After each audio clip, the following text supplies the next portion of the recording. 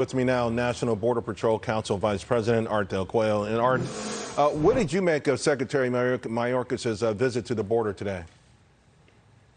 You know, it's just there's been so many individuals that just continuously go down there and visit. They can visit every day. They can take their little photo ops every day, but unless they're willing to change the policies and realize what's happening on our nation's borders, it's just cheap little visits. They mean nothing. They absolutely mean nothing.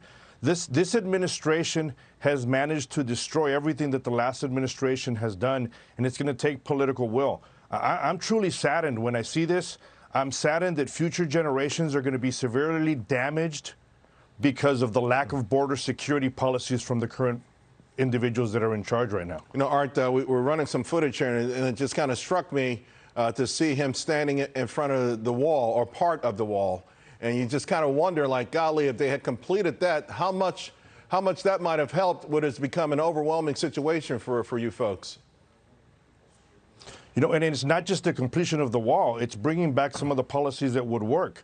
At the end of the day, the only individuals that are flourishing and love what this administration is doing is the criminal cartels that continue to line their pockets each and every day by the millions because of this administration's lack of caring for the border and caring for future generations. And just at the end of the day, they don't care about Americans' lives.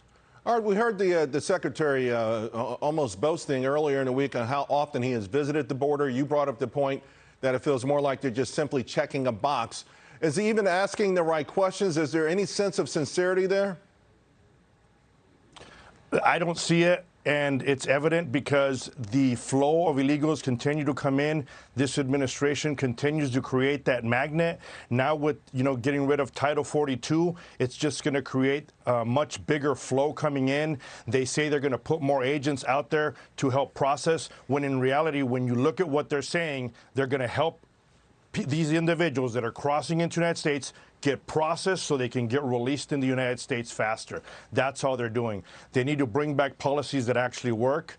They need to start taking care of our nation's borders and take care of American citizens. That's what they're in those positions for to begin with. You know, we had a full screen up as we were going over some of the numbers, and what struck me was the 89,642 single male adults versus just 7,000 families. I know a lot of folks are fleeing persecution or dangerous situations. It just seems overwhelming. It's just hard to grasp that amount of single males month after month leaving their countries to come to this country. Correct. And then you start looking at the numbers of those that are getting away, because what these cartels are doing and the human smuggling organizations is they're concentrating on one area, making sure that agents go to that spot. Now they have to worry about processing, transporting, and in many times hospital watches. And that's when they start making their moves of bringing individuals that have serious criminal backgrounds into the United States, and at the same time push their illegal drugs. And that is being caused because this administration and the leadership in this administration refuses to see that there's a problem. Going down there and taking a couple of quick pictures, that means nothing. Real quick then, Art, Title 42 goes away. What are you bracing for? What do you anticipate? Well, if you start looking at what Title 42 has been helpful on, and then you start saying they're going to get rid of it, it is equivalent to handing the keys to every American home's front door to the drug cartels of Mexico. Wow. That's tough. Thank you so much, Art, and we appreciate the work that you do down there. Thank you.